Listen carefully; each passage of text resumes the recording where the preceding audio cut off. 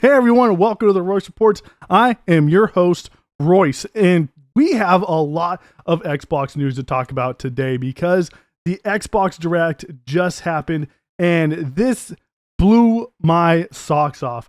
Not only are we going to be talking about the Direct, but we're going to be talking about some things that were leading up to the Direct, as well as some things that happened after the Direct. So, let's talk about it.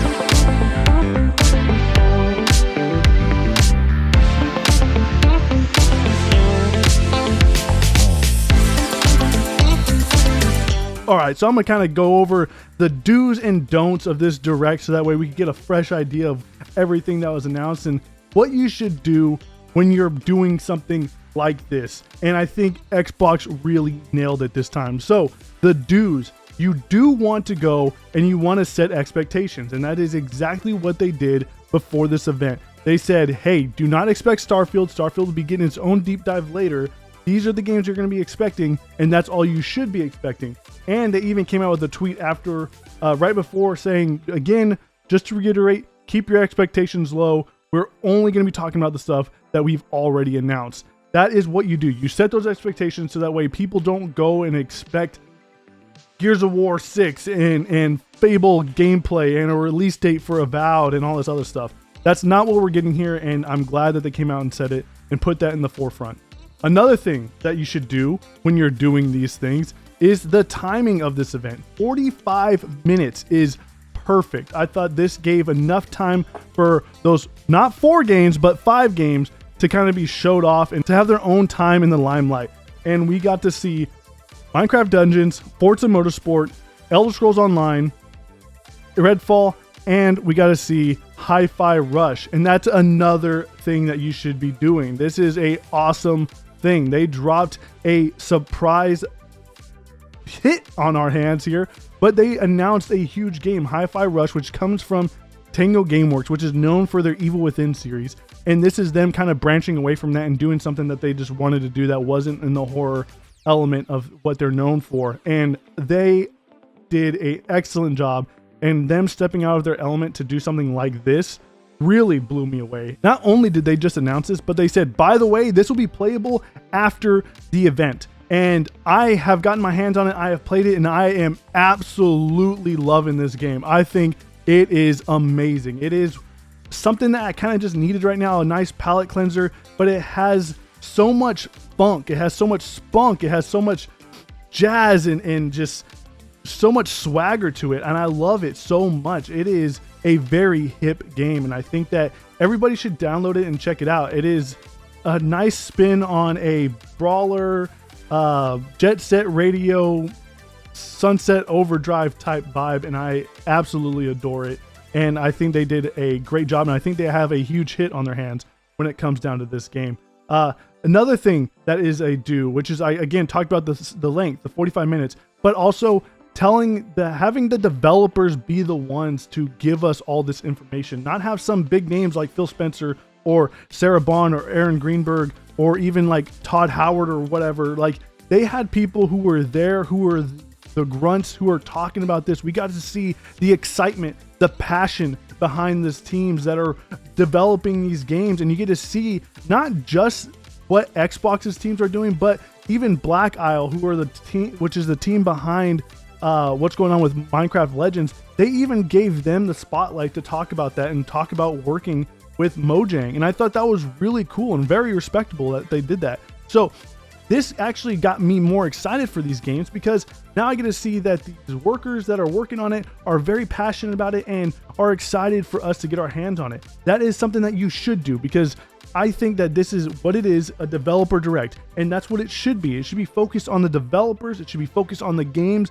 that we are expecting, and that is a great thing. Another thing that you should do is give release dates. I think that all these games got release dates. We even got a surprise release of HiFi Rush, and it runs phenomenally well at 4K 60, and it looks amazing.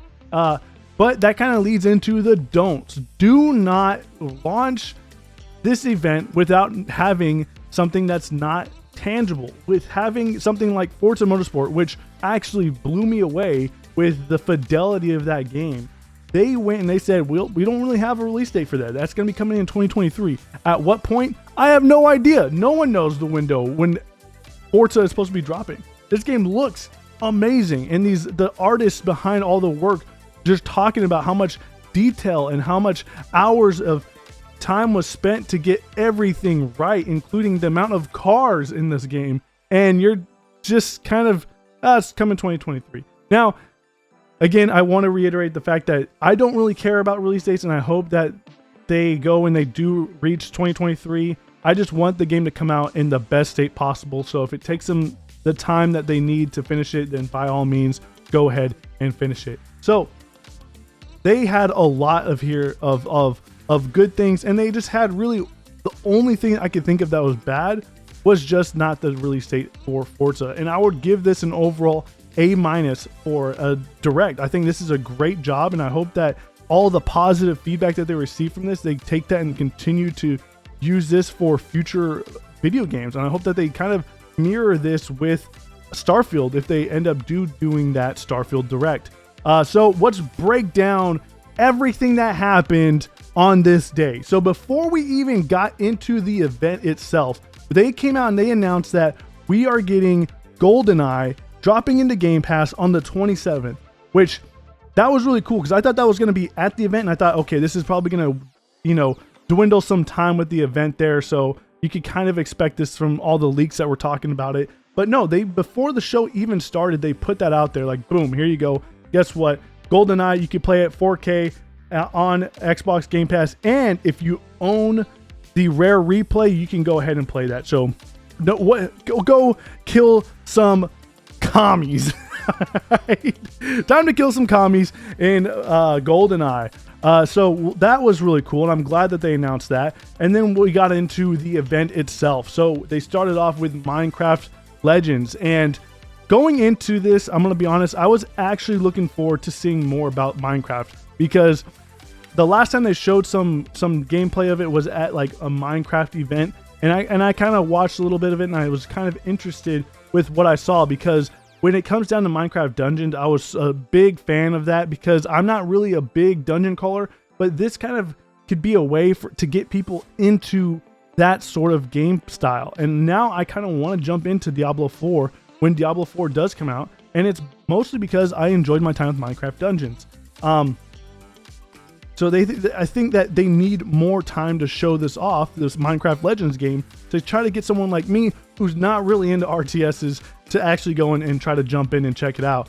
Now, I am kind of on the fence about this. I think that this gameplay kind of pushed me away a little bit. They talked about PvP, and I'm not sure if that means that we're always going to be online playing with another person, because I kind of want to be able to do that on my own. I kind of want to just either have a co-op buddy and me and him go and tackle some stuff, or just kind of figure things out by myself. So I'm not really sure. They did talk about an offline mode, so there probably is a single player aspect to it. And if that is the case, we'll be jumping into that and checking that out. But if it's just a PvP where I'm going up against someone, I really am not interested in that. But I did like the fact that they talked about it with the other studio that Mojang is working with, and everyone there seems to be on board with everything that they're doing, and they seem to have a great relationship. And I can't really talk too much about this because I really am not really that interested in this. So that's when they moved on to Forza Motorsport, and this was something that I'm gonna be honest, I'm not a racing guy. Like, if it was Horizon, then I'd be all for it, but this is more of a simulation racer, and that's just not my cup of tea. And I've actually never been behind the wheel of a vehicle in any of the Forza Motorsport games, but this one, holy cow, this thing looks phenomenal. It looks crazy. They said that this is running 4K 60 with ray tracing, and it is jaw-dropping. I watched it on my OLED back there, 85-inch OLED, and it looked stunning. And I really want to be able to see this game on the hardware itself and really see what it looks like when it's true 4K. Now, I don't know if this is going to be like 4K / 60 frames per second option, or what they're going to do. They could be really mincing their words very well there. But this is what I think everyone should strive to see, and everybody should strive to do. They're moving the industry forward with the work at Turn 10, and they talked about how there's so many different elements and how much gameplay is there. They talked about having over, I think, what was it, like 500, 600 cars, the most they've ever had in any launch game ever, gonna be there. They have like hundreds of customization options for you, so you could really choose the car you want, play how you want. And because of the new systems that they have with weather and night, and the new track system, the new way that the dirt piles onto your cars, all the low points, all of that was really fascinating to me, and seeing them talk about that was really cool. So I am really excited for this, and it sucks that this doesn't have a release date, because if it did, I think it would have really sent it home, and it would have really been one of the best directs ever for any company if they would have nailed that release date. And that's when they moved to the HiFi Rush surprise drop, and this game is awesome. Like, if you haven't gotten a chance to go check it out, stop what you're doing right now, put your pants up, go over to your bedroom, and turn on your Xbox and play HiFi Rush, because this game is so fun. I am not a beat person whatsoever, and this game shows, because I need to have all the extra tools at my disposal in order to make sure that I'm hitting the beat just right, because there's no rhythm. Rhythm is not a dancer here, I'll tell you what. But this is a surprise hit. I think that this is going to be one of those games that could possibly be up for Game of the Year, and I know that's really crazy to say at the beginning of the year, but this game has so much going for it. It's not just the gameplay aspect of it, because that is very strong. It's also the fact that you have Chai and 808. These two people, I was talking about how they don't have any mascots for Xbox, but they do now with Chai and 808. I love the dynamic between these two, and I know that 808 is really kind of just a cat with someone, Peppermint, talking through her or whatever, but this is really cool. And Chai is a very chill guy. Like, I love his demeanor, I love his swagger, and the way he carries himself, and his dreams, and him chasing his dream of becoming a rock star. And he really does have that rock star vibe. And I think that the comedy is so good in here, just the comedic cues, the way the timing is for this, and it's all on a metronome type gameplay element. This is really, I can't talk about this enough, and I've only dabbled in it for a little bit, but I have about an hour or two of playtime in it, and I am really absorbed in this world. And it's just such a bummer, because there's so many games coming out right now that it just feels like I don't have any time to play all of these. It is crazy, because we just had Persona 3 and 4 launch in the Game Pass. We have Monster Hunter Rise launch in the Game Pass. We have HiFi Rush. We have GoldenEye, which is going to come out this weekend. We also have Dead Space dropping, and we have Hogwarts Legacy just around the corner. I mean, where is the time? I need a bubble. I need to make a time bubble around me and encapsulate myself, so that way I could play all these games, but time itself does not move. You understand what I'm saying here? Do you understand what I'm saying here? I'm glad we're on the same page. So this, again, just play HiFi Rush, because it is a rush at that. It is such a great time, and I doubt you would be disappointed with it.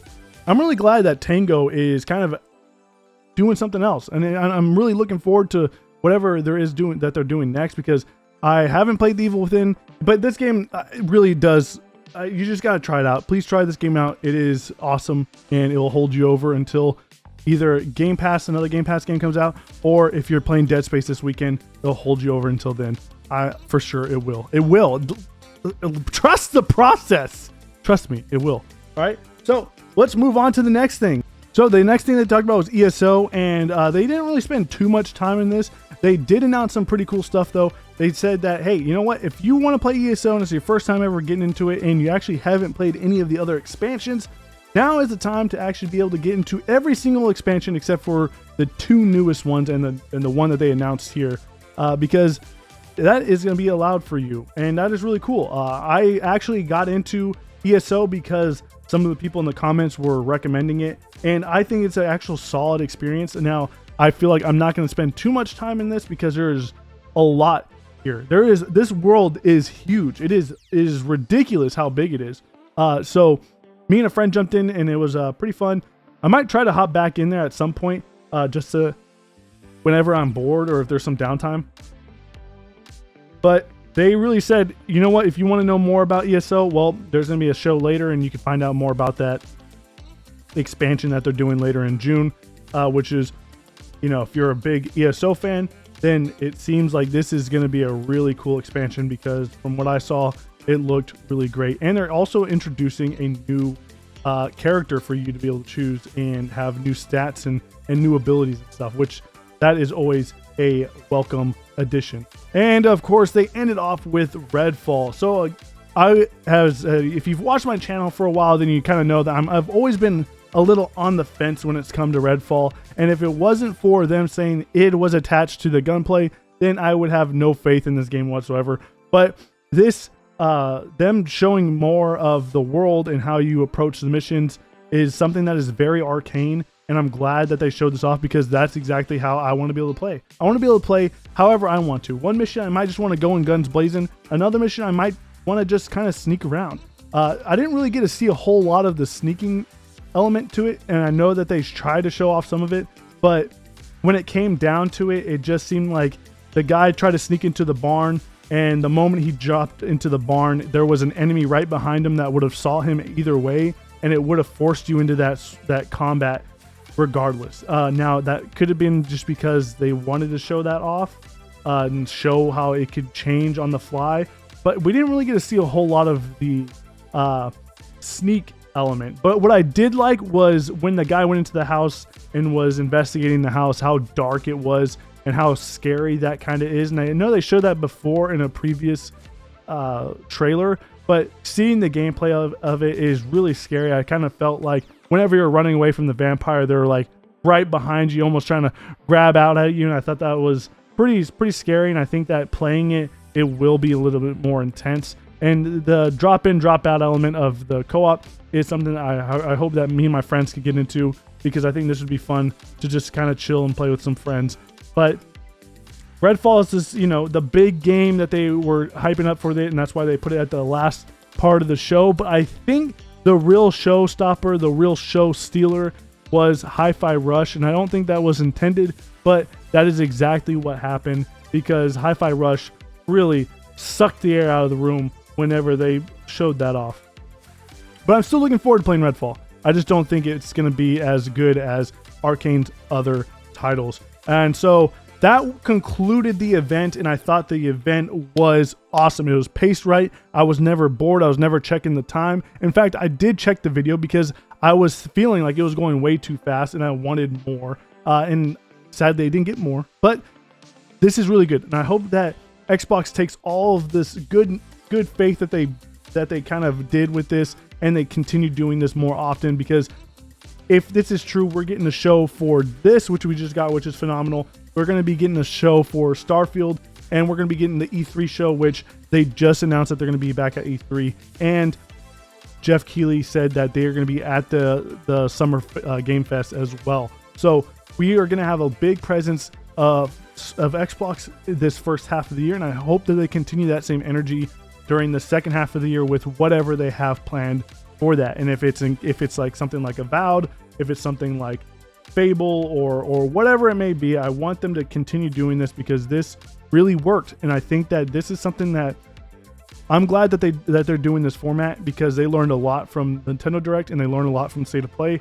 And I really do think that this could be a way for them to see the positive about it, all the people talking about this, and the fact of HiFi Rush is becoming a huge trending topic right now, and it's all because of this event. And I hope that this is a message to them to continue with this practice. Now, another thing that happened after the event is that they announced the rest of the Game Pass games coming from the end of January and the beginning of February. So not a lot of big releases in terms of third party, but you are getting your Age of Empires. You just got HiFi Rush. You are getting GoldenEye. You're also probably one of the bigger games is probably going to be JoJo Bizarre's Adventure. The fighting game is also being added, and there's a couple of indie games sprinkled in there. So not a bad month for Game Pass by any means. And I'm looking forward to seeing what we get later on. We know that in February we're going to be getting Atomic Heart. So that's going to be the big Game Pass game for February. So that looks also very, very awesome. And I just, this was such a great start to this year. And I think that they really needed this. Xbox really needed this in order to continue to stay on top of the conversation. And after their kind of lackluster Q1 results, I think that they could really use a big boost, and I think this is going to help. But what do you guys think? What was the thing that you were most excited about, and did it meet your expectations? What was your favorite thing about the show? And if it was Hi-Fi Rush, I hope you've played it, because that game is phenomenal. And what do you guys think? Do you think that Starfield is actually going to get its own showcase? And do you think Starfield is actually going to be in this 6-month window? Let me know in the comment section below. I appreciate you guys for stopping by, and I hope you guys have a good one. Remember, take it easy.